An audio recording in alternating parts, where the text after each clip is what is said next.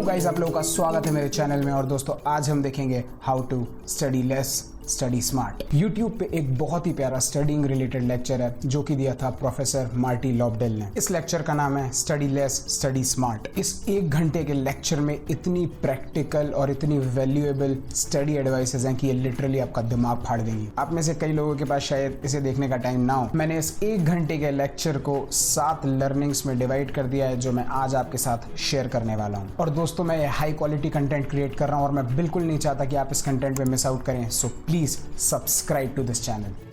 Tip number 1, study in chunks. जब भी आप पढ़ाई करने के लिए बैठते हैं तो आप सिर्फ एक लिमिटेड टाइम स्पैन के लिए ही इफेक्टिवली पढ़ाई कर पाते हैं। प्रोफेसर ये बताते हैं कि मैक्सिमम स्टूडेंट्स के लिए टाइम होता है अराउंड 25 मिनट। तो क्या इसका मतलब है कि मैं 25 मिनट से ज्यादा देर पढ़ ही नहीं सकता? नहीं, देयर इज अ ऑप्शन। आप ले सकते हैं छोटे छोटे ब्रेक्स आपको रिचार्ज करने में हेल्प करते हैं। आप 25 मिनट पढ़ाई करिए, फिर उसके बाद 5 मिनट थोड़ी देर के लिए उठिए, अपने लिए चाय वगैरह बना लीजिए या फिर अपने किसी दोस्त को कॉल कर लीजिए। इसी तरीके से हर 25 मिनट बाद एक 5-5 मिनट का ब्रेक अगर आप लेते रहेंगे तो आपका हर एक जो स्टडी का छोटा सा सेक्शन होगा, छोटा सा चंक होगा, वो काफी इफेक्टिव होगा। वो एक और इंपॉर्टेंट चीज बताते हैं कि जब भी आप इस तरीके से चंक्स यूज करके 3 या 4 घंटे लगातार पढ़ाई करते हैं तो उस पूरे के पूरे टाइम पीरियड के एंड पे आपको खुद को एक बड़ा सा रिवॉर्ड देना चाहिए। अब ये रिवॉर्ड कुछ भी हो सकता है। आप अपने दोस्तों के साथ पबजी खेल रहे हैं या फिर आप कोई अपना फेवरेट टीवी सीरीज देख रहे हैं, कोई भी ऐसी चीज जो आपको फील कराए कि हाँ, मैंने बहुत अच्छे से पढ़ाई की।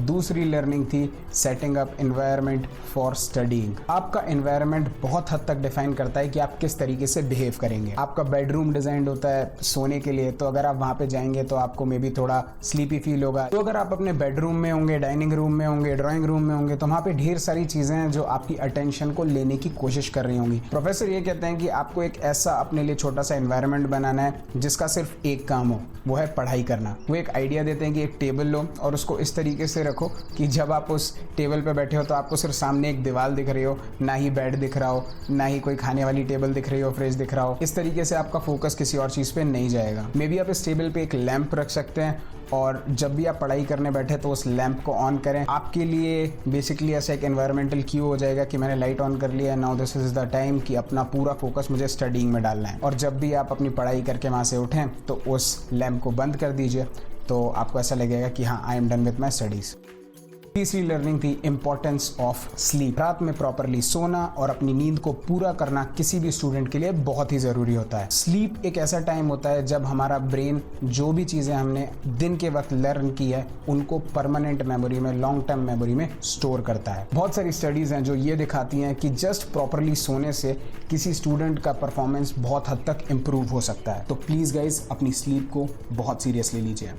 चौथी लर्निंग थी understanding and memorising stuff. Professor कहते हैं आप कुछ भी पढ़ रहे हैं उसमें बेसिकली 2 चीजें होती हैं, एक होते हैं कंसेप्ट्स और एक होते हैं फैक्ट्स। तो चलिए पहले शुरू करते हैं कंसेप्ट्स के साथ। चीजों को रटना एक बहुत इनएफिशिएंट तरीका होता है। इंस्टेड अगर आप किसी भी चीज को प्रॉपरली समझ पाते हैं तो आप उसको ज्यादा समय तक अपने दिमाग में रख पाएंगे और उसको एक्चुअली यूज कर पाएंगे। एक बहुत ही प्यारा एक्सपेरिमेंट क्लास में करते हैं। वो बच्चों से बोलते हैं कि मैं आपको 13 लेटर्स देने वाला हूँ और आपको कोशिश करनी है इन 13 लेटर्स को याद करने की। पहले जो लेटर्स वो देते हैं वो हैं XLUTIADBCIZS। फिर बोलते हैं इसको याद करो। कोई भी बच्चा याद नहीं रख पाता है। या फिर मैं आपको 13 दूसरे लेटर दे सकता हूँ, वो होंगे HAPPY अब दोनों हालांकि 13 लेटर के सेट हैं, लेकिन ज़्यादा चांसेस हैं कि आप सेकंड वाले सेट को मे बी महीनों तक याद रख पाएंगे। और उसका रीज़न ये है कि आप ये जो सेट ऑफ लेटर्स है इसको अपनी एग्जिस्टिंग नॉलेज के साथ एसोसिएट कर पा रहे हैं। आप इन वर्ड्स को समझ पा रहे हैं, अंडरस्टैंड कर पा रहे हैं। जब आप बिना समझे चीज़ों को रटने की कोशिश करते हैं तो सेम चीज़ होती है जो आपके साथ होती है जब आप उन 13 बिना मीनिंग वाले वर्ड को याद करने की कोशिश करते हैं। तो ये कैसे इंश्योर करें कि आपको कोई भी चीज़ समझ में आ रही है? वो कहते हैं कि कोई भी कॉन्सेप्ट पढ़ने के बाद या फिर क्लास के बाद आप कोशिश करो कि उस सारे लेक्चर को या फिर जो भी टेक्स्ट बुक में पढ़ा है उसको अपने शब्दों में अपने पेरेंट्स को समझाने की कोशिश करो, या फिर एक कॉपी में लिखने की कोशिश करो, या फिर बस ऐसी हवा में चिल्ला के समझाने की कोशिश करो। खुल जाए तो कर्सर को उस फाइल पर ले जाकर राइट क्लिक कीजिए, फिर बिना बटन छोड़े दूसरी ड्राइव में ले जाकर बटन छोड़ दीजिए।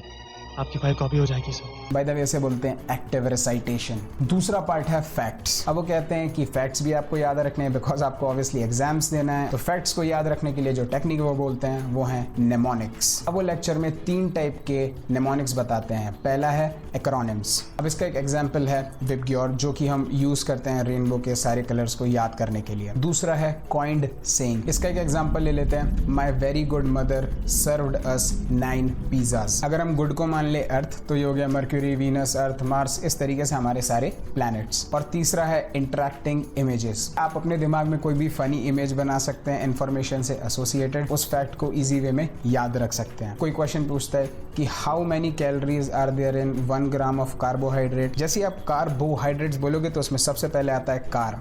तो कार्बोहाइड्रेट सुनते ही आपके दिमाग में कार का इमेजिनेशन आ जाना चाहिए। और कार में होते हैं 1 2 3 4 व्हील्स। तो आप कह सकते हो कार्बोहाइड्रेट में 4 कैलोरीज पर ग्राम। पांचवा था रिकॉग्निशन वर्सेस रिकलेक्शन। प्रोफेसर कहते हैं कि हमारा दिमाग बहुत अच्छा होता है चीज़ों को रिकॉग्नाइज करने में। आप इवन अगर किसी इंसान को 20-25 साल बाद मिलो तो आप उसको रिकॉग्नाइज कर सकते हो, अरे भाई तू मेरे कॉलेज में था राइट। लेकिन वो एक और एग्जाम्पल देते हैं। वो कहते हैं कि आप इमेजिन करो कि आपने रिसेंटली कोई मैगजीन पढ़ी हो। आप उस मैगजीन को उठाओ और पेज बाय पेज उस मैगजीन को देखते जाओ। हर पेज देख के आपको लगेगा कि अरे हाँ यार ये तो मैंने देखा हुआ है। लेकिन अगर मैं सडनली किसी पेज पे हाथ रख दूं और बोलूं कि अगले पेज पे क्या आने वाला है, आप जल्दी से रिकलेक्ट करके बताओ, तो आप शायद वो नहीं बता पाओ। प्रोफेसर कहते हैं कि बहुत सारे बच्चे कंटेंट को बस बार बार रीड करते हैं। जब आप कंटेंट को बार बार रीड करते हो तो आपको बस एक इल्यूजन रहेगा कि अरे ये चीज हाँ मेरे को याद है, ये चीज मेरे को याद है, ये तो देखी हुई है दिमाग में। लेकिन जिस दिन आप टेस्ट देने जाते हैं, इंफॉर्मेशन को रिकलेक्ट करने की कोशिश करते हैं, आपको कुछ याद नहीं आता। अब उठा ले रे बाबा। अब आप पूछोगे स्पर्श मुझे क्या करना चाहिए? भाई इस चैनल पे मैं 1000 बार बता चुका हूँ, please please please active recall use करिए। और इसके बारे में मैं ढेर सारी वीडियो बना चुका हूँ, यहाँ लिंक कर दूंगा, जाके देख लेना।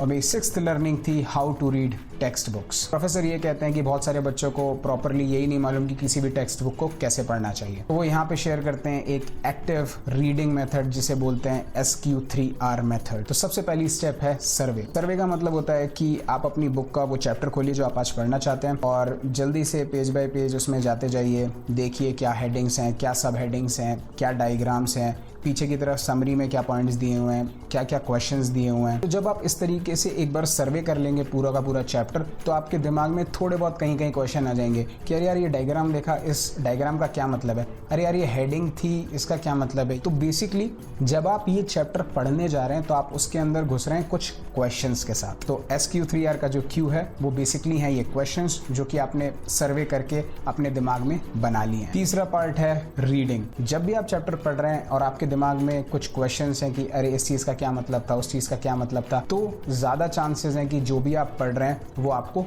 याद रहेगा। और चौथा स्टेप है रिसाइट। रिसाइट का मतलब होता है कि आपने कोई भी कॉन्सेप्ट पढ़ लिया, फिर उसके बाद आप किताब को बंद करिए, उसको अपने वर्ड्स में, इजी वर्ड्स में डिफाइन करने की कोशिश करिए और देखिए कि आप वो कर पा रहे हैं या नहीं। बेसिकली ये करके आप अपनी अंडरस्टैंडिंग को थोड़ा और स्ट्रॉन्ग कर रहे हैं और इंश्योर कर रहे हैं कि आपको फ्यूचर में याद रहेगा। फाइनल स्टेप है रिव्यू। तो रिव्यू का मतलब बस यही है कि जो भी आपने पढ़ा है इस टेक्स्ट बुक में उसको बार बार रिवाइज करते रहिएगा, क्योंकि ऑब्वियसली नहीं तो आप एग्जाम के लिए सब चीज़ों को भूल जाएंगे। और मेरी 7वीं लर्निंग है टेकिंग नोट्स। क्लास में बैठकर जब आप नोट्स लेते हैं तो टीचर जो पढ़ा रहा है आप उस चीज़ पे ज़्यादा फोकस कर पाते हैं और आप उस चीज़ को ज़्यादा बेहतर वे में अंडरस्टैंड कर पाते हैं। प्रोफेसर ये कहते हैं कि क्लास खत्म होने के बाद आपको जल्द से जल्द कहीं से भी 5 मिनट ढूंढने हैं और उन 5 मिनट में जो भी चीज़ें क्लास में पढ़ाई गई हैं आपको उनके ओर एक बार जाना चाहिए। आपको क्विकली उन नोट्स को और उस कंटेंट को खुद को समझाने की कोशिश करनी चाहिए। अगर आपकी अंडरस्टैंडिंग में कहीं भी थोड़े बहुत गैप्स आते हैं या फिर आपको कोई पर्टिकुलर टॉपिक समझ में नहीं आ रहा है तो उसी वक्त आपको जाके अपने किसी क्लासमेट से पूछना चाहिए कि क्या मैंने ये चीज़ गलत वे में समझी है, या फिर अगर क्लासमेट आपकी हेल्प नहीं कर पाए तो आपको जाना चाहिए अपने प्रोफेसर के पास या टीचर के पास और उनसे पूछना चाहिए कि ये मुझे समझ में नहीं आ रहा है, क्या आप मेरी हेल्प कर सकते हैं। आई होप कि आपको ये सारी लर्निंग सुन के बहुत मज़ा आया होगा और आप इनमें से कुछ यूज़ भी करेंगे। मैं आपको हाईली इंकरेज करूंगा कि आप ये पूरा 1 घंटे का लेक्चर देखें क्योंकि ये आपकी बहुत हेल्प कर सकता है when it comes to study. और दोस्तों अगर आपको वीडियो अच्छा लगा हो तो प्लीज़ एक लाइक ड्रॉप कर दो, एक कमेंट ड्रॉप कर दो, क्योंकि अगर आप ऐसा करेंगे तो यूट्यूब ये वीडियो ज़्यादा लोगों को दिखाएगा। और यार दोस्तों के साथ शेयर करो ना, कि अकेले अकेले अच्छे पढ़ के तुमको क्या करना है, सबके साथ शेयर करो, नॉलेज को फैलाओ। Please subscribe to this channel और मुझे इंस्टाग्राम पे फॉलो प्लीज़ करिए दोस्तों। इंस्टाग्राम पे मैं ढेर सारी बढ़िया बढ़िया चीज़ें डालता रहता हूँ, तो please subscribe to this channel, follow me on Instagram and see you in the next video. Bye guys.